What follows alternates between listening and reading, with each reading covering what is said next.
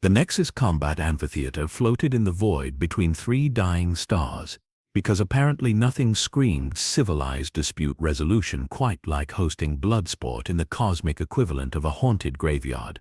The structure itself defied several laws of physics, and at least two common-sense regulations, its crystalline walls pulsing with bioluminescent patterns that supposedly represented honor and dignity, but looked suspiciously like advertising space for overpriced concessions. Inside this monument to bureaucratic violence, representatives from 47 different species had gathered to witness what the Galactic Consortium euphemistically called a worthiness trial. The term had been focus grouped extensively by a committee of xenopsychologists who clearly had never met a euphemism they couldn't make worse. What it actually meant was that some poor soul was about to get their molecular structure rearranged by a professional killer, all in the name of determining whether their entire species deserved a seat at the big kids' table.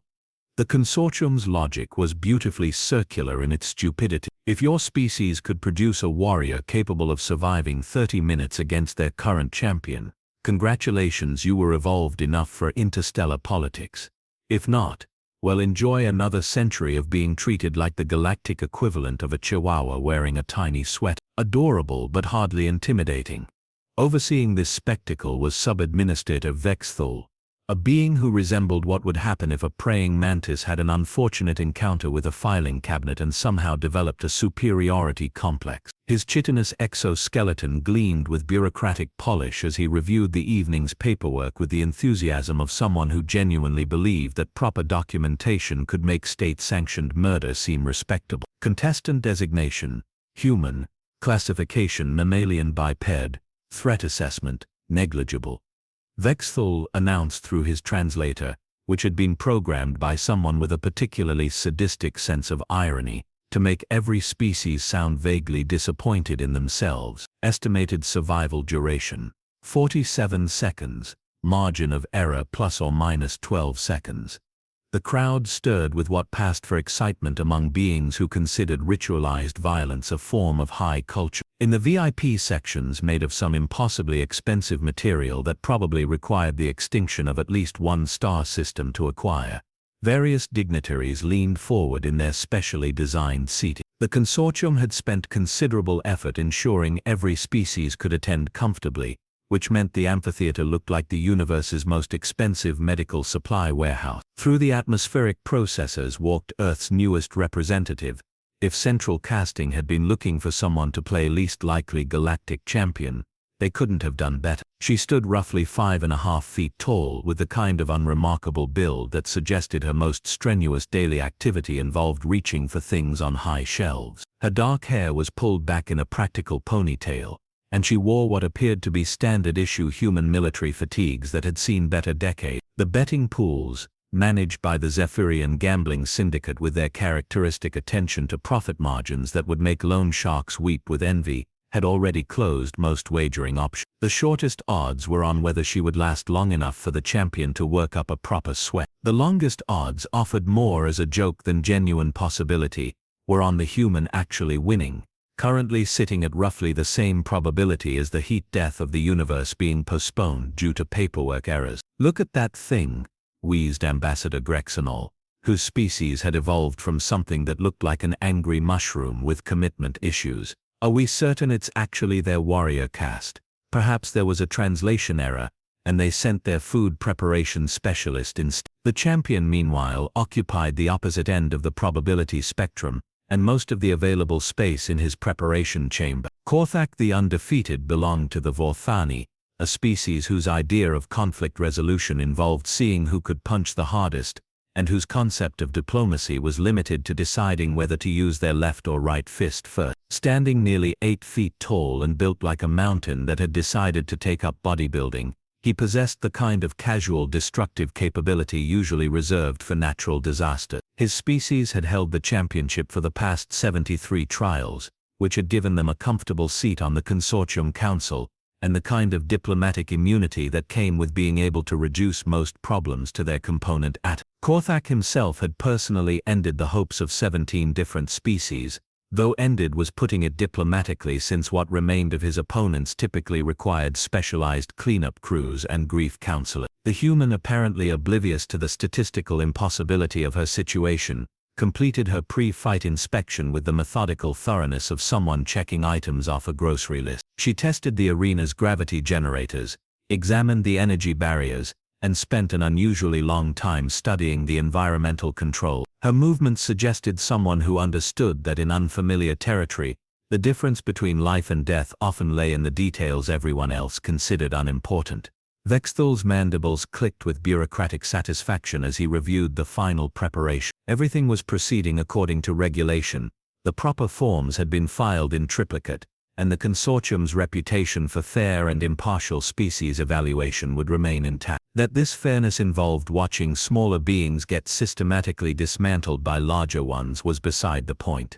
The rules were the rules, and the rules had been written by the winner. The human took her position at the arena's center, looking about as concerned as someone waiting for a mildly delayed transport. Around her the crystalline walls hummed with anticipation, alien spectators settled into their seats, and the universe prepared to witness another demonstration of why size, strength, and traditional combat doctrine would always triumph over whatever quaint notions these newcomers might have brought with them. The arena's main combat zone was a masterpiece of engineering designed by beings who clearly believed that if you were going to kill someone, you might as well do it with style. The floor consisted of adaptive smart metal that could shift between surfaces ranging from mirror smooth to deliberately treacherous, because apparently fair fights were for species that lacked imagination. Hovering energy barriers created invisible walls that could be selectively permeable, meaning contestants could find themselves running face first into what looked like empty space, much to the delight of spectators who appreciated slapstick comedy with their violence. The environmental controls were particularly inspired,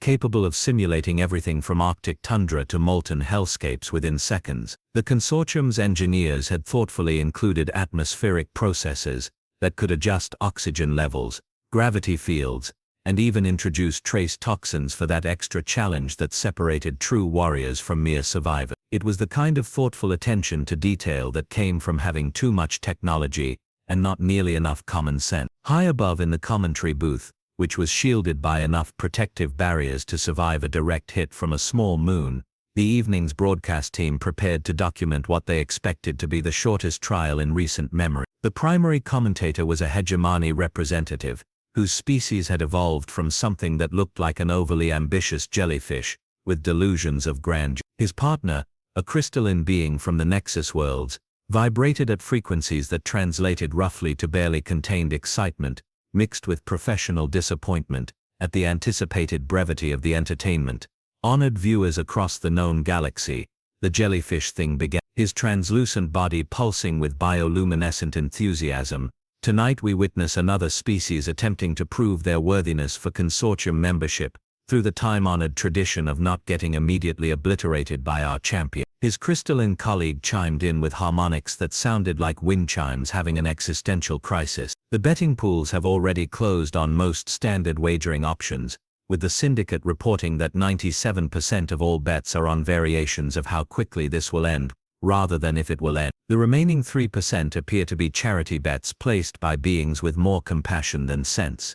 The human meanwhile had moved to examining the arena's defensive systems, with the kind of methodical attention typically reserved for tax preparation or explosive device disposal. She ran her hands along the energy barriers, tested their response times, and appeared to be conducting some sort of mental calculations that involved a lot of pointing at angles and muttering under her breath. Her behavior suggested someone who understood that battles were often won or lost before the first punch was thrown, which was either remarkably sophisticated strategic thinking, or the desperate flailing of someone who knew they were doomed. In the champion's preparation area, which resembled a cross between a luxury spa and a weapons testing facility, Korthak went through his pre-fight ritual with the casual confidence of someone whose biggest challenge was usually deciding which limb to break first. His warm-up routine involved punching training dummies that were built to withstand starship impacts and somehow still managed to look nervous. The Vorthani approach to combat preparation was refreshingly straightforward. Hit things until they stopped moving, then hit them some more to be sure. 73 consecutive victories, rumbled his trainer, another Vorthani whose scars told the story of a long career in competitive violence. This one looks even smaller than the last Tyrillian we fought. At least they had natural armor plate. Korthak grunted his agreement while casually demolishing what had once been a reinforced punching bag rated for industrial use. The database says humans are persistence hunters. They chase prey until it dies of exhaustion. He paused to consider this concept. Perhaps I should let it run around until it tires itself out. Would be more sporting. Back in the VIP sections, diplomatic conversations buzzed with the kind of polite malice that made interstellar politics such a delightful occupation. The consortium's member species had gathered not just to witness another trial, but to engage in the complex social maneuvering that determined who got the good trade routes, and who got stuck with assignments involving exploding stars and aggressive space plankton. The humans submitted quite extensive documentation about their species' capabilities, observed the Altarian delegate, a being whose idea of casual conversation involved analyzing the molecular composition of everything within a 50-meter radius. Fascinating reading, though it seems to focus heavily on what they call endurance rather than actual combat effectiveness.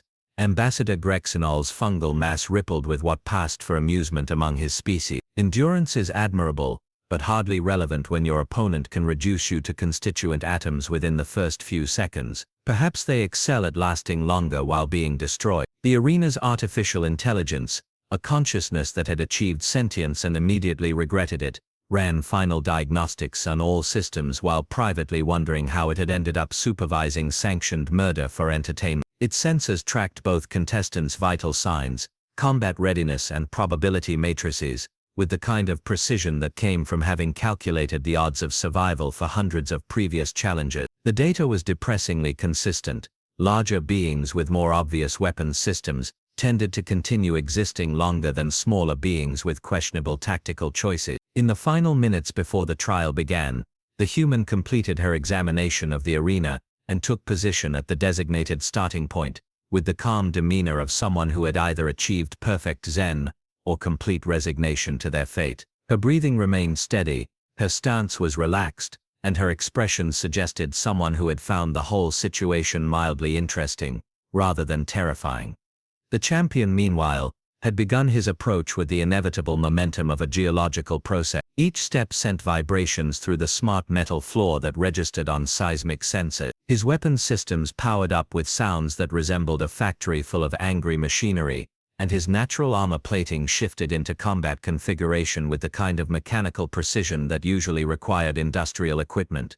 Spectators leaned forward in anticipation, their various sensory organs focused on what promised to be a brief but educational demonstration of why physical laws generally favored beings who could punch through starship hulls over those who looked like they might have trouble opening particularly stubborn jars. The countdown display rendered in 17 different alien languages and several forms of mathematics that technically shouldn't have been possible, began its final sequence. Energy barriers hummed to life, environmental controls stabilized, and recording equipment focused on capture angles that would provide the best views for post-trial analysis and promotional material. Vexthal raised one chitinous appendage with ceremonial gravity, his bureaucratic soul thrilling at the prospect of filing another completed trial report. "Contestants ready," he announced, though it was more a formality than a question, since readiness was largely irrelevant when facing mathematically impossible odds.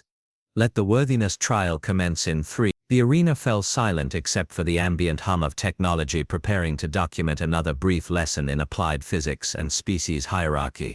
The opening 3 seconds proceeded exactly as every probability matrix, combat algorithm and betting pool had predicted. Korthak launched himself across the arena with the kind of devastating momentum typically associated with meteor impacts or unfortunate encounters with gravity wells. His war cry, a sound that registered on frequencies normally reserved for industrial machinery having nervous breakdowns, echoed through the crystalline walls as he closed the distance with mathematical precision. The human, faced with roughly half a ton of extremely motivated Vorthani warrior approaching at velocities that violated several traffic laws, did something that caused the arena's artificial intelligence to briefly question its own sensor reading. Instead of the expected responses, running, screaming, assuming defensive positions, or simply accepting the inevitable, she stepped slightly to her left and crouched down. What happened next occurred so quickly that most of the spectators' visual processing systems couldn't quite follow the sequence of events. The arena's high-speed recording equipment,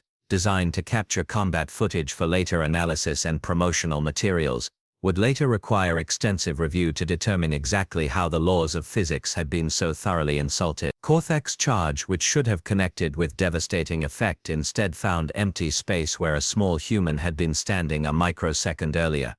The champion, suddenly confronted with the unexpected absence of his target, discovered that momentum was a remarkably unforgiving mistress. His trajectory, now uncorrected for the lack of human-shaped obstacles, carried him directly into one of the arena's adaptive smart metal walls with the kind of impact that typically required cleanup crews and structural engineers. The human, meanwhile, had somehow relocated to a position approximately 3 meters behind where Korthak had expected to find her, moving with the fluid efficiency of someone who had spent considerable time thinking about the practical applications of physics in close-quarters combat. Her methodology appeared to involve treating the champion's own mass and velocity as weapons that could be redirected rather than simply endured.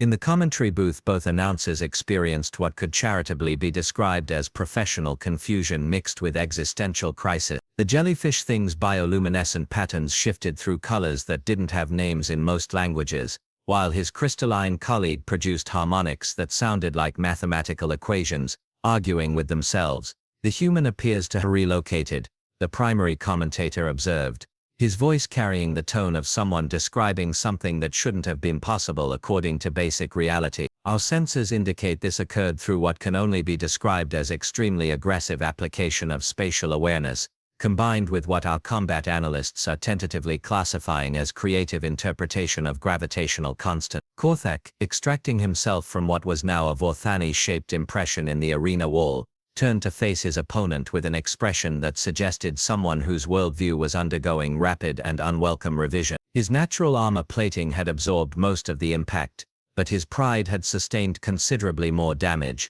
The champion's tactical assessment systems, evolved over millions of years of successful violence, were reporting data that didn't align with any known combat scenario. The human had moved again, this time positioning herself near one of the arena's environmental control interfaces. Her hands worked with practiced efficiency across controls that most species required extensive training to operate, suggesting either remarkable adaptability or disturbingly thorough preparation. The arena's gravity generators responded to her inputs with the kind of precision that indicated intimate familiarity with alien technology that she theoretically shouldn't have been able to understand. 8 seconds into the trial, Korthak launched his second attack with considerably more caution and significantly less confidence. His approach incorporated defensive measures, variable attack patterns, and backup strategies developed through decades of professional combat experience. The human responded by doing something that caused the arena's safety systems to briefly consider filing a formal complaint with the universe's management.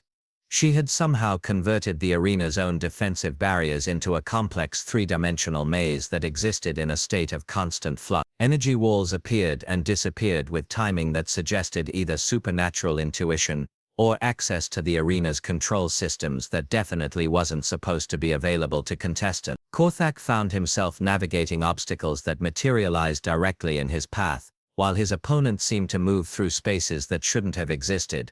15 seconds in, the champion managed to corner his quarry against what appeared to be a solid energy barrier. His triumph lasted approximately 8.3 seconds before discovering that the barrier was selectively permeable and configured to allow passage for beings under a specific mass threshold. The human stepped backward through what looked like solid energy, while Korthak bounced off it with the kind of impact that registered on geological survey equipment.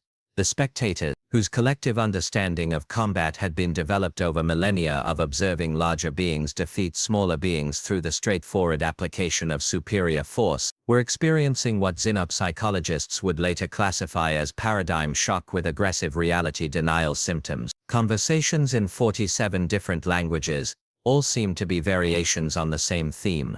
This wasn't supposed to be possible according to everything they thought they knew about how the universe worked. At the 18-second mark, Korthak made his final desperate attempt to salvage both the fight and his species' reputation. He activated his emergency combat protocols, systems designed for fighting multiple opponents or dealing with planetary-scale threats. Energy weapons powered up, armor plating shifted into maximum protection configuration, and targeting systems locked onto the human, with the kind of precision normally reserved for orbital bombardment. The human, faced with enough firepower to level city blocks, responded by walking directly toward the champion with the unhurried gait of someone who had suddenly remembered an important appointment. Her approach should have resulted in immediate molecular disassembly, but the targeting systems were reporting lock-on failures, due to what the combat algorithms could only describe as target exhibiting non-standard physics compliance. 20 seconds after the trial began, Korthak the Undefeated found himself flat on his back,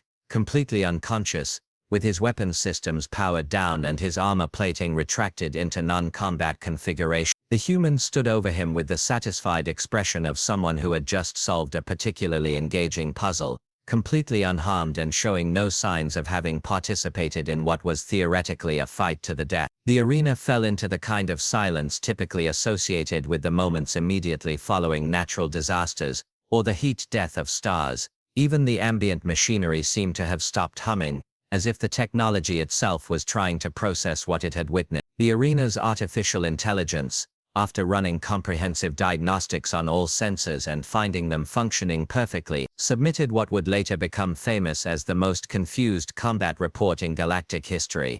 Contestant classification. Human achieved victory through methods currently beyond this unit's analytical capability. Recommend immediate review of fundamental assumptions regarding combat dynamics, physics applications, and basic cause and effect relationships. In the VIP sections, beings who had spent lifetimes studying warfare sat in stunned silence, their various sensory organs focused on a small human who was now examining her fingernails, with the casual attention of someone who had just completed a mildly interesting task, rather than rewritten the basic principles of galactic combat doctrine. The silence that followed the trial's conclusion was the kind that historians would later describe as cosmically awkward, lasting approximately 47 seconds, and involving the collective stunned disbelief of representatives from the most advanced civilizations in the galaxy. It was broken, eventually, by the sound of Ambassador Grexonel's fungal mass deflating with what could only be described as the biological equivalent of a system error. The human, apparently oblivious to the fact that she had just violated several fundamental assumptions about how reality was supposed to function, walked calmly toward the arena's exit, with a smile that suggested someone who had just remembered why they enjoyed their job. Her expression carried the particular satisfaction that came from solving a complex problem through the application of intelligence, patience, and what the galaxy would soon learn to fear as human methodology. That smile would become legendary across 47 star systems, reproduced in art, studied by xenopsychologists, and generally regarded as the moment when the galactic balance of power shifted in ways that most species were still trying to comprehend. It was the smile of someone who had just demonstrated that bigger wasn't always better, that advanced technology meant nothing without tactical thinking, and that sometimes the most effective weapon was the one nobody saw coming. Sub-Administrator Vexthal, whose bureaucratic soul had been thoroughly traumatized by witnessing events that didn't fit into any of his prepared forms, attempted to process what he had just observed through the comforting lens of proper documentation. His mandibles clicked frantically as he searched through official protocols for procedures covering contestant achieves impossible victory through unknown methods, while maintaining perfect dental hygiene. The trial appears to be concluded, he announced, his translator struggling with concepts that didn't have precedent in galactic jurisprudence. According to Regulation 17 Alpha 7, victory is determined by. He paused, consulting his datapad with the desperate hope that somewhere in the vast bureaucratic machinery of the consortium, someone had anticipated this scenario and provided appropriate paperwork. In the medical bay, Korthak regained consciousness with the bewildered expression of someone whose entire worldview had been systematically deconstructed and reassembled by a being half his size. The champion's first words, which would be quoted in military academies for centuries to come, were, "What exactly just happened to me, and why do I feel like I've been educated rather than defeated?" The arena's medical systems, designed to handle everything from minor contusions to complete molecular displacement, were reporting readings that suggested the Vorthani warrior was physically unharmed, but experiencing what could best be described as acute paradigm adjustment syndrome. His vital signs indicated someone who was healthy, confused and possibly developing a reluctant respect for tactical thinking. Meanwhile, the betting pools were experiencing what the Zephyrian Gambling Syndicate's crisis management team would later classify as catastrophic probability failure with cascading reality denial symptoms. The odds against a human victory had been so astronomical that the payout systems had simply assumed it would never be necessary to calculate actual winnings. The 3% of bettors who had placed charity wagers on the impossible were about to become extremely wealthy, assuming the syndicate's accounting systems could handle numbers that large without suffering existential breakdowns. In the commentary booth, both announcers were struggling with the professional challenge of describing events that challenged the basic foundations of physics, biology, and common sense. The jellyfish thing had cycled through his entire spectrum of bioluminescent patterns and was now displaying colors that didn't technically exist, while his crystalline colleague was producing harmonics that sounded like the mathematical concept of confusion having an argument with itself. Ladies, gentlemen, and beings of indeterminate classification, the primary commentator began, his voice carrying the tone of someone attempting to explain how water had spontaneously decided to flow uphill. We have just witnessed what can only be described as a comprehensive demonstration of why the universe apparently has a sense of humor. And that sense of humor involves making the largest, most heavily armed beings in the galaxy look like they've been outsmarted by their own shadow. The diplomatic implications were already rippling through the VIP sections like a shockwave made of bureaucratic panic and wounded pride. Species that had based their entire galactic status on military superiority were suddenly confronted with the uncomfortable possibility that they might have been approaching conflict resolution with all the sophistication of children playing with toys they didn't understand. The Altarian delegate, whose species prided themselves on analytical precision, was running calculations that kept producing results his logical systems insisted were impossible. The human displayed tactical adaptability that exceeded our models by several orders of magnitude, he observed, his molecular analysis organs still focused on the exit where she had disappeared. Our combat theories appear to have been based on fundamentally incomplete data regarding the relationship between intelligence and applied physics. What the assembled representatives were slowly beginning to understand was that they had been operating under assumptions about warfare that were roughly equivalent to assuming that mathematics was optional in engineering. The human had demonstrated something that their advanced civilizations had somehow overlooked, that understanding your environment was more valuable than dominating it, that flexibility trumped rigidity, and that the most devastating weapon in the universe was a mind that could see possibilities where others saw only limitation. The truth, which would take the galaxy several decades to fully comprehend, was elegantly simple. Humans hadn't evolved to be the strongest, fastest, or most naturally armed species in the universe. Instead, they had developed something far more dangerous: the ability to look at any situation, no matter how hopeless, and find a way to turn it to their advantage. They were persistence hunters, not just of prey but of solutions, and they had spent millennia honing the art of making impossible situations merely improbable. The arena's artificial intelligence, after completing its analysis of the trial footage, submitted a supplementary report that would become required reading in military academies across the galaxy.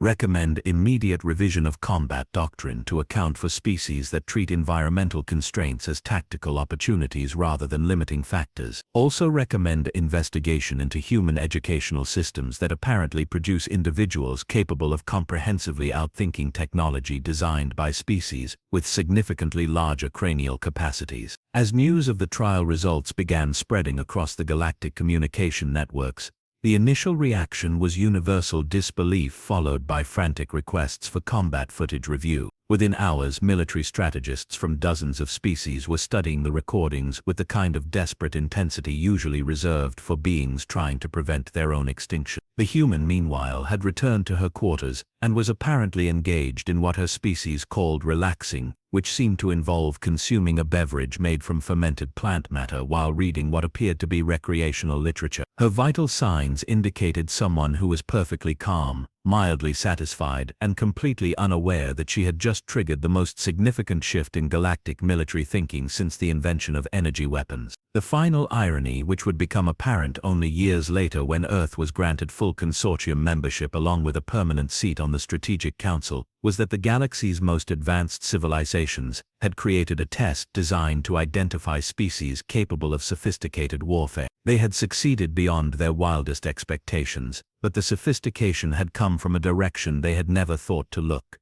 The arena still floated between those three dying stars, still hosting trials for species seeking recognition. But now, whenever potential contestants arrived, they were required to watch recordings of a small human who had walked into an impossible situation, spent 20 seconds redefining what was possible, and walked out smiling with the kind of satisfaction that suggested the universe had just become a more interesting place to live.